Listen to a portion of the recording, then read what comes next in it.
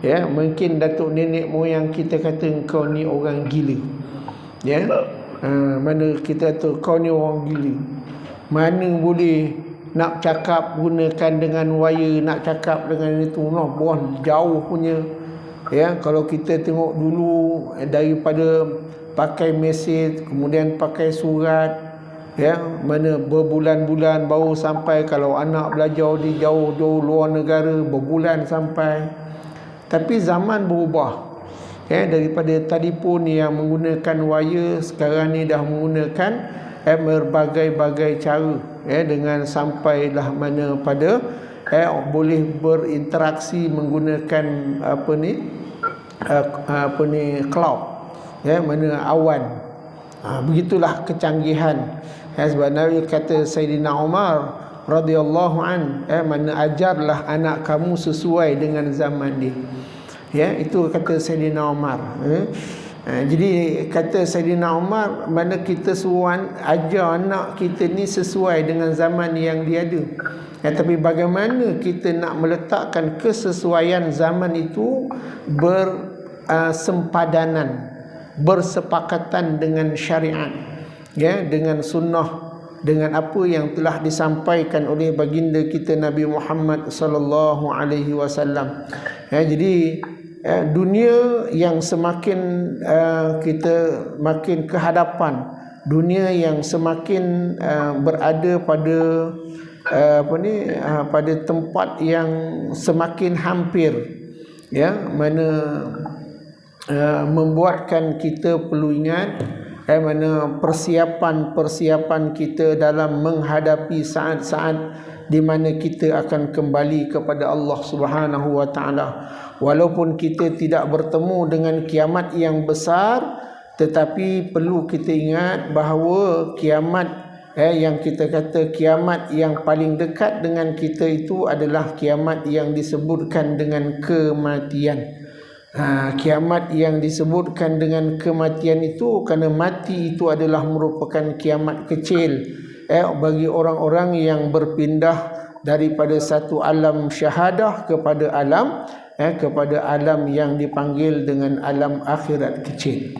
Jadi tuan-tuan, pada malam ni kita sambung lagi insya-Allah bagaimana Nabi SAW menceritakan kisah-kisah yang ada di dalam syurga, tetap riwayat-riwayat yang disebutkan oleh Nabi SAW. Kerana ada tiga manusia saja, mana dalam dunia ni sejak zaman Nabi Adam alaihissalam sampailah kepada akhir zaman, sampailah dunia dah kiamat nanti, ada tiga manusia yang dah sampai ke dalam syurga. Ya, tiga manusia, tiga orang yang dah sampai dalam syurga, tanpa dia melalui zaman akhirat. Ya, iaitu yang pertama, manusia yang pertama Nabi Adam alaihi salam.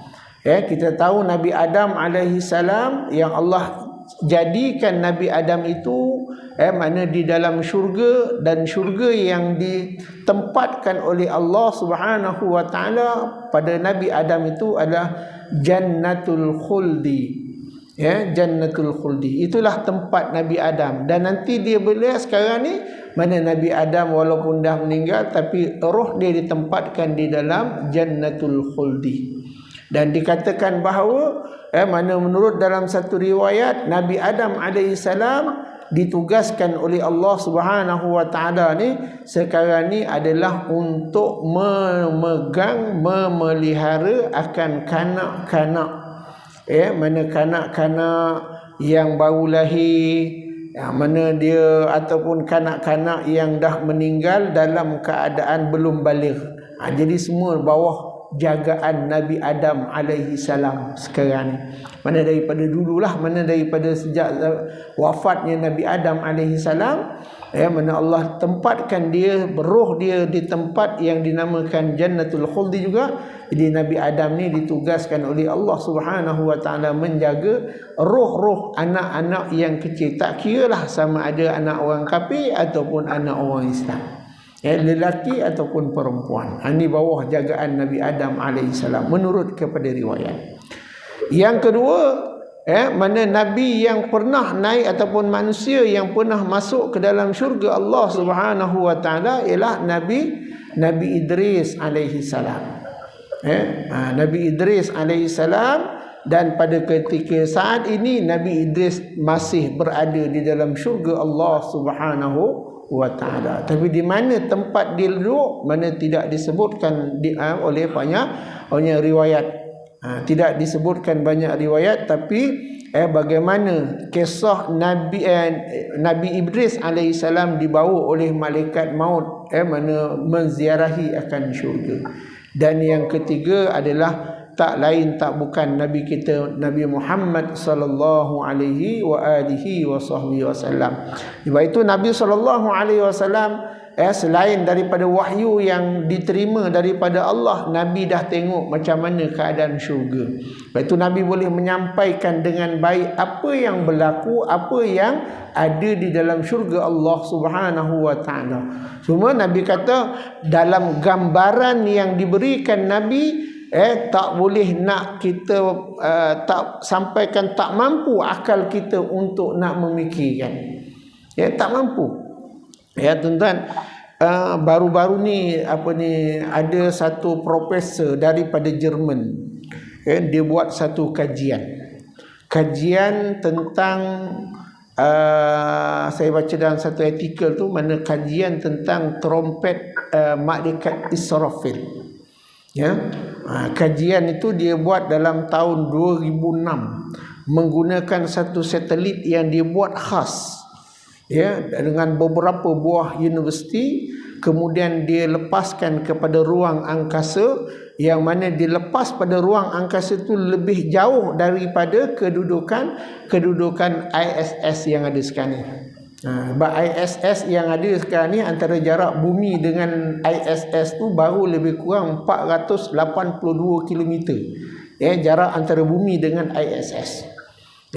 Dekat sebenarnya kalau kita kata jalan lurus tu, mana kalau 400 km pun, mana lebih sini sampai ke Kedah kot, mana mungkin ke Perak, mana, tapi disebabkan dia naik atas, mana dia nampak benda tu jauh. Tapi dia lepaskan satelit dia ni, dia naik lebih tinggi daripada ISS, maka dia dapat menggunakan gelombang yang super high, mana yang lebih tinggi, mana pada ruang angkasa dia dapat merakamkan gelombang tersebut, di mana adanya satu corong, ada satu corong, yang mana corong itu berbentuk seperti tanduk kerbau. Corong tu seperti tanduk kerbau, tapi mana dia merakamkan dalam bentuk gelombang lah, dia tak dapat dalam bentuk mana gambaran sebenar, tapi dia dapat merakamkan, masukkan dekat dalam dia punya komputer, mana bentuk tu, bentuk gelombang itu mana adalah berbentuk seperti corong. Dan dalam kajian dia, dalam dia punya kajian astronomi dia kata mana corong itu mana boleh memuat kepada satu galaksi ni. Bayangkan tuan-tuan, corong dia boleh muat satu galaksi. Kalau kita lihat dalam pembahasan para ulama kita mengatakan bahawa mana dia boleh masuk 5 biji bumi ni, tapi kalau kajian dia menggunakan teknologi yang tinggi, dia kata dia boleh masuk mana sebahagian galaksi ruang angkasa. Allahu Akbar, tuan. Mana kita tengok betapa mana dekat kita ni. Dan dalam hadis Nabi pun, Nabi dah sebut, tuan-tuan. Nabi dah menyatakan bahawa malaikat Israfil ini dia duduk antara dunia dengan langit pertama. Dia duduk, malaikat Israfil ni diduduk antara dunia dengan langit yang pertama. Dan pada ketika itu, di mana tempat hujung, mana pangkal trompet ataupun sangkakala malaikat Israfil sentiasa berada di atas mulut. berada di atas mulut malaikat Israfil dan matanya sentiasa menjeling ke arasy, menunggu isyarat daripada Allah Subhanahu wa taala untuk meniupkan sangkakala. Bila mula? Bermula daripada malaikat Israfil ditugaskan oleh Allah Subhanahu wa taala untuk menerima jawatan peniup sangkakala, dia mendongakkan ataupun menjelingkan matanya ke arasy sampailah kepada hari ini, tuan-tuan. Bayangkan, tak pernah berkelip.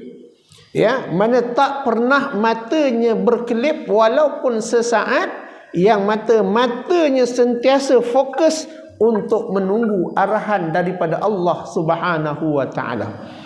Jadi mana kita zaman kita ni, kalau kita lihat, kalau dulu kita pernah dengar daripada di Rusia, mana ada satu kajian bumi, geologi, mana mengkaji tentang alam, masukkan, dia gali bumi, masukkan ke dalam mana bumi ni dengan speaker atau sound yang mikrofon yang super sound, mana dia memang boleh tangkap dia punya kedudukan, sehinggalah mana mereka terdengar mana jeritan orang-orang yang sedang diazab, sama ada di dalam kubur ataupun di dalam neraka. Wallahu a'lam. Yang pernah seketika dulu masuk dekat dalam dalam berita Inggeris, berita Amerika, mana itu kita tengok mana teknologi walaupun tidak menyangkal lebih daripada tahap itu, tetapi mereka boleh mengkaji mana pada alam ni. Ini yang Allah Subhanahu wa taala kita mana afala taqilun, afala tubsirun, afala tatazakkarun. Tidakkah kamu mempunyai akal? Tidakkah kamu mempunyai fikiran? Tidakkah kamu mempunyai penglihatan, pendengaran, mana supaya Allah Subhanahu wa taala menjadikan kepada dunia ni ya ulil albab, wahai orang-orang yang berakal. Jadi orang-orang yang berakal, mereka yang cerdik, mereka ni dapat melihat betapa kebesaran Allah Subhanahu wa taala. Tak kiralah sama ada mereka pandang itu dengan iman ataupun kita pandang mereka yang pandang dengan tidak ada keimanan. Namun bagi kita yang diajar di dalam Islam, yang diajar oleh Nabi SAW, supaya sifat mempercayai dengan yakin, dengan keimanan, maka semua yang ada itu mana telah disebutkan oleh baginda kita Nabi Muhammad sallallahu alaihi wasallam sejak daripada 1400 tahun dahulu. Walaupun kita kata sekarang teknologi sekarang ni membenarkan kepada apa yang telah disebutkan oleh Nabi sallallahu alaihi wasallam, apa yang telah diberitahu oleh Allah Subhanahu wa taala. Sebab itu kita kata sains membenarkan kepada Al-Quran dan juga sunnah Nabi sallallahu alaihi wasallam. Bukan Al-Quran dan sains, Al-Quran dan hadis membenarkan sains, bukan. Sains yang membenarkan kepada mana Al-Quran dan sunnah. Dan hari ini banyak tuan-tuan penemuan-penemuan yang dikatakan melalui teknologi yang terkini, yang mereka bila kaji dekat dalam hadis Nabi SAW, mereka terkejut macam mana 1400 tahun dahulu Nabi boleh ceritakan hal-hal tentang angkasa. Nabi boleh ceritakan hal-hal bagaimana keadaan dunia. Kalau tidak dengan wahyu Nabi SAW. Baik, jadi kita lihat lagi mana tentang luasnya syurga, tidak ada batasan di sisi Allah Subhanahu wa taala. Qala al-musannif rahimahullahu taala wa nafa'na fi 'ilmihi fid darain. Dan tersebut pada tafsir Nasiruddin As-Samarqand dalam firman Allah Subhanahu wa taala, "Qul law kana al-bahru midadan li kalimati rabbi lanafidal bahru qabla an tanfada kalimatu rabbi." Dan katakanlah olehmu ya Muhammad, jikalau adalah segala air laut itu dakwat bagi menuliskan segala kalam Tuhanku, yakni barang yang dijanji Allah Ta'ala bagi segala hambanya yang mukmin di dalam syurga daripada pahala nascaya habis air laut dahulu daripada habis segala kalam Tuhanku. Ini antara pandangan tafsiran daripada surah Al-Kahfi oleh Nasiruddin As-Samarqandi tentang midadan li kalimati rabbi lana bidal bahr. Jadi dia menafsirkan tentang dakwat yang andai kata laut ini dijadikan sebagai tinta, sebagai dakwat untuk menulis segala kalam-kalam Allah Subhanahu wa taala. Tak kira mana kalam itu sama ada yang tercatat untuk manusia, untuk para malaikat, untuk tumbuh-tumbuhan, untuk binatang yang ada dalam neraka, yang ada dalam syurga. Sebab itu tuan-tuan, mana apa yang ada di Lauhil Mahfuz itu tak tercatat nama kita sama ada di dalam syurga ataupun dalam neraka. Allahu Akbar. Dah tercatatnya. Umur kita dah tercatat di dalam Lauhil Mahfuz. Berapa umur kita, kat mana kita mati dan di mana tempat kita mati. Berapa umur kita, jam berapa, semua telah tercatat pada Lauhil Mahfuz. Dan Lauhil Mahfuz ni tuan-tuan, tidak ada siapa yang boleh melihat. Tidak siapa yang boleh membaca melainkan malaikat yang disebut sebagai malaikat Al-Qalam. Ada setengah pendapat Al-Qalam. Malaikat dia malaikat. Ada setengah pendapat mana Al-Qalam itu adalah makhluk, dia bukan malaikat. Dia kerja dia berdiri kemudian menulis apa yang ditulis, apa yang diperintahkan Allah Ta'ala. Mana malaikat Al-Qalam tu dia menulis daripada mula dia dijadikan Allah Ta'ala sampailah kepada hari ini, dan sampai nanti akhir zaman, dan sampai manusia dah dipindahkan, mana dipisahkan antara neraka dengan syurga, dan sampai bila-bila Al-Qalam masih lagi menulis. Mana menulis Al-Qalam itu termasuklah apa yang tercatat manusia berada di dalam syurga Allah Ta'ala. Mana Allah Subhanahu wa taala dah tahu dah kalau kita masuk syurga, insya-Allah kalau kita masuk dalam syurga Allah Taala, kita duduk 1 juta tahun, kita duduk 2 juta tahun, kita duduk 1 bilion tahun dekat dalam syurga, mana Allah dah tahu apa kehendak kita, apa yang kita nak, apa yang kita, semua dah ada dalam ilmu Allah Subhanahu wa taala. Bukan kita duduk dekat dalam dunia je ni. Yang Allah catat mana apa yang kita dalam dunia, rezeki kita, untung kita, kena sakit ke tidak, kena demam tinggi ke tidak, kena darah tinggi tak, bukan jantung. Dah mati dalam kubur pun Allah Subhanahu wa taala mencatat apa yang berlaku pada kita. Itulah catatan Allah di dalam Lauhil Mahfuz. Tidak ada siapa pun yang boleh melihat. Tak ada siapa pun boleh melihat. Kalau macam tu, ada yang bertanya, bagaimana Ustaz kalau sekiranya malaikat maut dia nak tahu orang ni mati? Kalau dia nak tahu orang tu mati macam mana?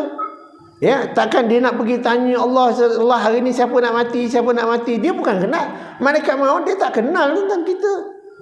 Kerja dia tahu cabutnya orang saja. Maka sebab itu Nabi SAW menyatakan, pada langit yang ke-7, dia ada sebatang pohon yang amat besar. Pohon tu dia ada dahan dan daun yang cukup lebat. Maka daun itu, setiap daripada daun itu tercatat akan nama-nama manusia. Dan malaikat maut ni tu kata mana setiap 100 hari dia akan pergi dekat pokok tu.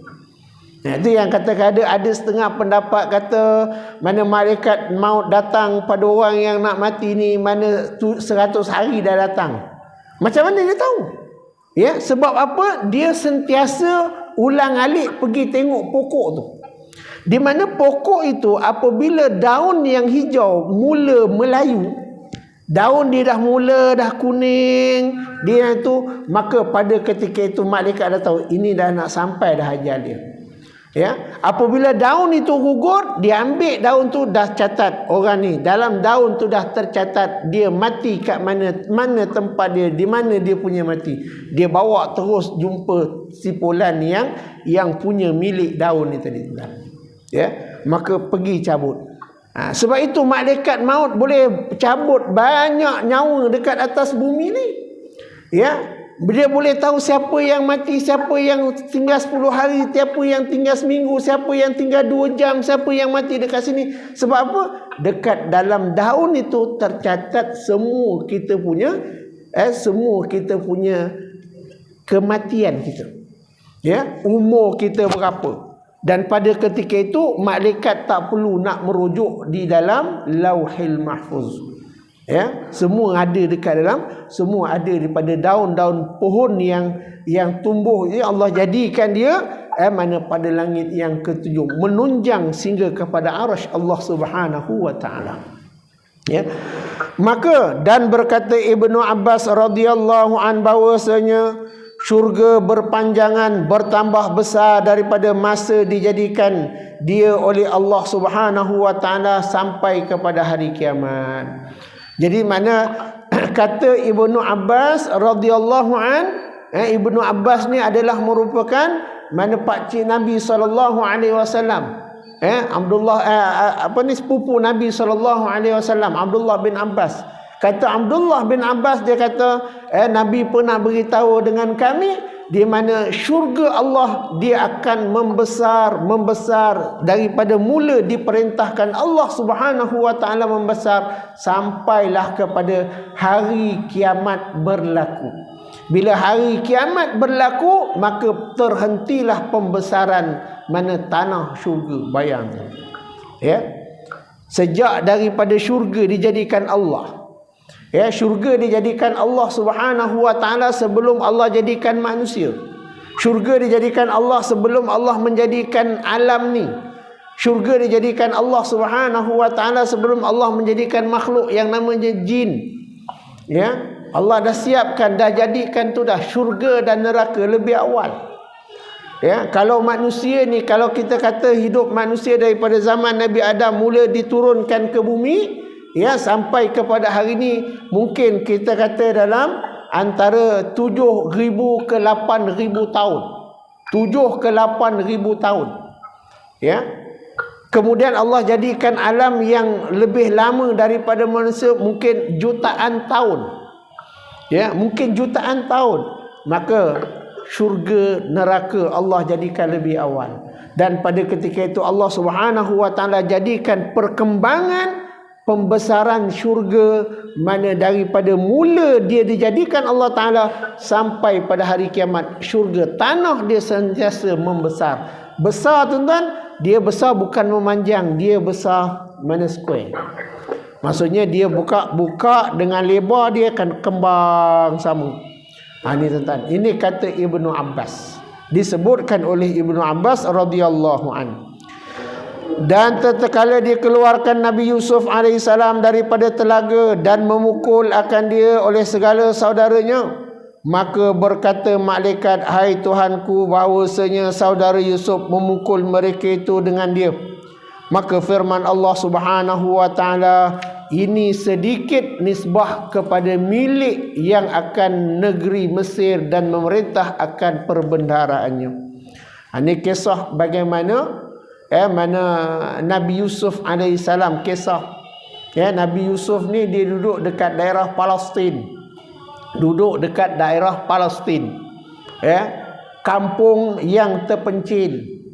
Kemudian disebabkan adik-beradik dia ni dengki dengan dia, maka pada ketika itu dia buat helah bagaimana cara nak menyingkirkan daripada keluarga Nabi Allah Nabi Allah Yaqub alaihissalam. Ya, maka pada ketika itu macam-macam cara dia buat dengan adik dia iaitu Bunyamin. adik-beradik kepada Nabi Yusuf. Ya, dia pergi sekil kepala, kadang disepak terajang. Orang tak suka. Ya, sebab mana Bunyamin dengan Nabi Yusuf mak lain. Ya, yang lebih dari dia 12 orang, mana 12 orang, mana yang 4 yang selebihnya dia mak lain, mak yang pertama. Ya, mana Nabi Yusuf mak yang kedua. Ya, jadi mana dia tak suka sebabkan bapak dia ni selalu mana menyebelahi kepada Nabi Yusuf alaihissalam. Jadi perasaan dendam dia, hasad dia, akhirnya satu ketika bila Nabi Yusuf dikatakan berumur lebih kurang dalam 13 tahun, mana pada ketika dia buat cari jalan macam mana cara nak singkirkan daripada keluarga ni. Bincang-bincang. Ni yang dah kena pukul dekat rumah, yang kena sepak terajang, yang kena maki, kena itu lain. Jadi akhirnya dia minta izin dengan dengan ayah dia untuk nak bawa pergi mengembala kambing sekali. Itu diceritakan oleh Allah Subhanahu wa taala di dalam surah Yusuf. Surah yang Allah ceritakan khusus tentang Nabi Yusuf daripada ayat pertama sampai akhir. Tuan-tuan. Ya. Antara surah yang paling mudah nak menghafal. Kenapa dia jalan cerita dia sekali? Ya, kalau yang lain-lain tu kebanyakan dia ada campur-campur jalan cerita dia. Ya, tapi surah Yusuf adalah satu surah yang Allah cerita ayat dia panjang, mana surah yang panjang juga, mana tapi cerita dia antara kisah yang komplit cerita dia. Ya, daripada mula Nabi Yusuf alaihissalam mana Allah berikan daripada dia dengan mana wahyu sampailah kepada dia dapat memerintah Mesir. Jadi kita lihat bagaimana dalam kisah Nabi Yusuf alaihissalam ni dikeluarkan daripada keluarga dia, akhirnya dibuang dekat dalam perigi. Ya, bila malaikat Jibril alaihissalam melihat akan mana kesedihan yang ada pada Nabi Yusuf alaihissalam mengadu dengan Allah Subhanahu wa taala. Ya, maka kata Allah Subhanahu wa taala, kata tak apa, biarkan. Allah kata itu sedikit je, tak apa, sedikit je. Aku akan berikan kepada dia nanti lebih besar dia punya tempat dia. Mana akhirnya kita lihat setelah Nabi Yusuf dibawa ke Mesir dan dijaga oleh anak seorang panglima tentera, mana pegawai kerajaan, dan akhirnya kita lihat dengan kecergasan yang ada pada Nabi Yusuf alaihissalam, Allah berikan kepada dia sebagai menteri keuangan. Ya, menteri keuangan. Bayangkan tuan-tuan. Kenapa? Sebab inilah mana balasan daripada Allah Subhanahu wa taala disebabkan kesabaran seseorang itu. Ya. Jadi mana nak cerita bagaimana kesabaran yang kita ada dekat dalam dunia ni kita gunakan untuk kita melakukan ibadah, kita melakukan kebaikan, maka Allah Subhanahu wa taala akan memberikan kebaikan pada tempat yang syurga yang lebih luas daripada dunia ni. Kita boleh dapat berapa lama tuan-tuan? Ya, kita tengok mana hari ni orang berebut tanah, walaupun tanah tak sampai setengah ekar, tak sampai suku ekar, adik-beradik 6 orang 7 orang berebut yang nak jual lain, yang nak ni lain, nak yang tu lain, sampaikan berbunuh-bunuh. Ya, berebut harta dunia ni. Berapa besar yang kita boleh dapat? Ya, datuk nenek moyang kita dulu boleh kita katalah dapat 10 ekar 20 ekar dia cari dia. Tapi kita hari ini semakin kecil, semakin kecil, semakin kecil. Bukan kita dapat harta semakin besar, tuan. Semakin kecil. Ya, kita tengok dulu kita kata Malaysia ni boleh kata majoriti orang Melayu dan tanah rizab Melayu cukup banyak. Hari ni berapa banyak tinggal tanah rizab Melayu? Berapa banyak? Semakin mengecil. Ya, yang ada diberikan kepada orang asing, dijual kepada negara orang asing. Ya. Kita tengok berapa yang tinggal orang Melayu. Jadi kita jangan berbangga. Jadi sebab itulah Allah berkata kepada Nabi Yusuf, tak apa. Allah berkata kepada Jibril, beritahu kepada Nabi Yusuf, bersabar. Aku akan berikan kepada dia dengan satu perintah jajahan yang besar, satu Mesir. Ya, daerah ataupun satu kawasan Mesir. Mesir ni antara penduduk yang paling ramai. Zaman Nabi Yusuf pun dah memang banyak dah dia punya penduduk dah. Bayangkan tamadun Nabi pada zaman tu dah orang kata dah maju dah. Ini kita tengok betapa Allah Subhanahu wa taala mana memiliki akan segala-galanya, sehinggalah Allah berikan kebaikan kepada orang yang bersabar di atas setiap mana apa yang telah diuji oleh Allah Subhanahu wa taala. Kita duduk hari ni tuan-tuan, kita tak diuji seperti mana para sahabat yang diuji oleh Allah Subhanahu wa taala. Ya, ada sahabat pada zaman Nabi yang kadang-kadang kelaparan yang sebagainya. Ya, walaupun dah berpindah ke Madinah, suasana dah jadi aman, masih ada di kalangan sahabat yang hidup dalam kelaparan. Kita Allah uji kita baru sikit, baru 2-3 bulan, mana kita kena, ada yang dah gantung diri, yang ada terjun bangunan. Kita sebab apa tuan? Sebab kita tidak sabar dengan ujian Allah Subhanahu wa taala. Ya, mana kita nak buat amal tak perlu kita nak pergi daerah-daerah, tak perlu kita nak berdakwah, kita datang semua dah tempat, masuk tempat ada aircon, ada apa semua tuan. Ya, kalau kita tengok orang dulu-dulu dia datang masjid pakai gasling, yang pakai pelita pun ada, pakai gasling pun ada. Yang orang lama-lama mungkin sempat mana duduk masjid pakai gasling. Ya, orang datang menderu tuan-tuan. Datang kadang-kadang pergi masjid pakai andang, ya. Bawa basikal pakai andang, memang andang kat daun tu, bau tu. Ya, banyak boleh datang ke masjid. Kita hari ni kemajuan kita dengan adanya, ya, mana kita bersabar, mana kita melaksanakan apa yang diperintahkan Allah Subhanahu wa taala, insya-Allah Allah berikan yang lebih baik, Allah berikan tanah yang lebih besar, Allah berikan tempat yang lebih mewah daripada apa yang ada dalam dunia kita ni. Ya, ini janji Allah Subhanahu wa taala kepada orang-orang yang bersabar dan melaksanakan segala perintah Allah Subhanahu wa taala. Demikian lagi orang-orang mukmin apabila jatuh pada sakaratul maut, maka berkata malaikat, "Hai Tuhanku, sesungguhnya telah jatuh hamba Engkau di dalam keadaan duka cita mati." Maka firman Allah, itu terlebih sangat sedikit nisbah kepada nikmat syurga. Allahu akbar. Bayangkan tuan-tuan, mana mati ni, Nabi SAW menyatakan sakitnya mati ni, kalau nak rasa, Nabi kata macam mana cara nak rasa sakit mati ni, Nabi kata seperti mana sebatang dahan pokok yang penuh dengan duri. Ya, makna dia punya dahan tu tidak ada sedikit pun ruang-ruang yang ada pada dahan itu dia punya kulit, melainkan semuanya duri. Kemudian Nabi kata, ambil batang tu kerat, masukkan dekat dalam tekak kamu secara menyongsang, kemudian tarik keluar balik. Tuan-tuan, Nabi kata itu.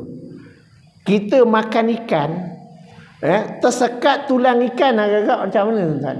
Ya, nak mati kita, telan air tak jadi, telan nasi tak jadi, akhirnya pergi juga dekat klinik tuan-tuan. Ya, pergi dekat klinik, mana tu keluarkan tulang, besar tulang. Ya, bayangkan tersekat tulang, bengkak seminggu tuan. Nabi kata apa? Sakit kalau siapa nak cuba boleh tuan. Siapa nak cuba, nak try sebelum nak mati ni, nak tengok macam mana sakit malaikat maut, cabut nyawa.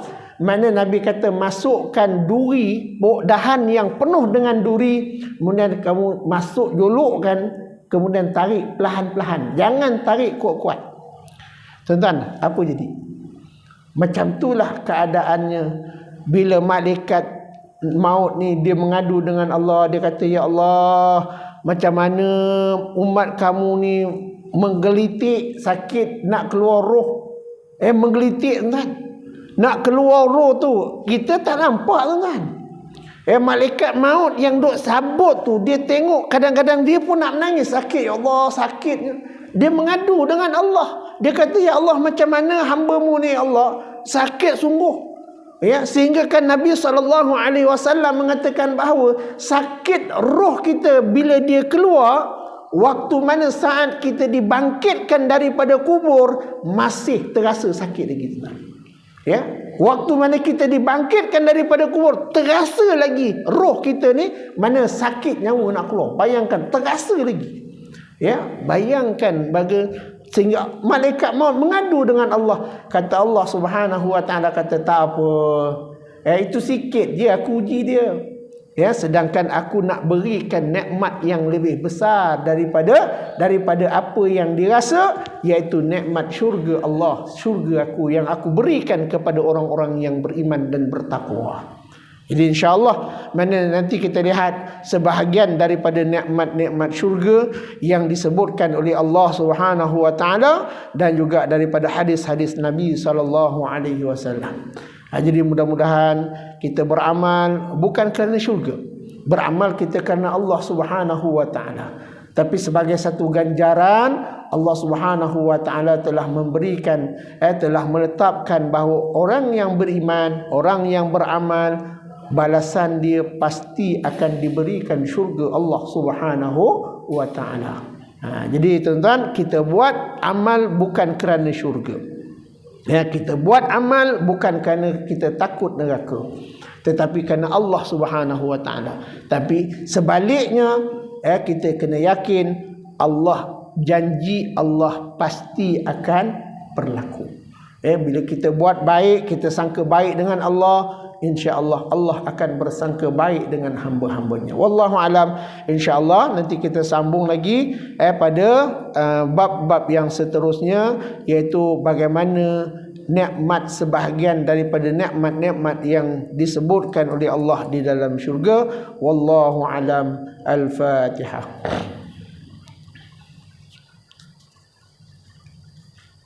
Iyyaka na'budu wa iyyaka nasta'in. A'udzu billahi samil 'alim minasy syaithanir rajim. Bismillahirrahmanirrahim. Alhamdulillahi rabbil alamin wassalatu wassalamu ala asyrafil mursalin sayyidina Muhammad wa ala alihi washabbihi ajmain. Allahumma shalli wa sallim ala sayyidina Muhammad wa ala ali sayyidina Muhammad. Allahumma rabbana anfa'na bima 'allamtana wa rabbi 'allimna alladhi yanfa'una. Rabbi faqihna wa faqih lana wa qarabati lana fi dinina wa bikum sa'adakar. Allahumma inna nas'aluka ridhaka wal jannah wa na'udzu bika min sakhatika wan nar. Allahumma innaka afuwwun karim tuhibbul 'afwa fa'fu 'anna wa walidina wa jami'il muslimina wal muslimat bi rahmatika ya arhamar rahim. Subhanakallahumma wa bihamdika nashhadu an la ilaha illa anta nastaghfiruka wa natubu ilaik. Wa sallallahu ala sayyidina Muhammad wa ala alihi wa sahbihi wa baraka wa sallam. Walhamdulillahi rabbil alamin wal 'afwu minkum. Wassalamualaikum warahmatullahi wabarakatuh.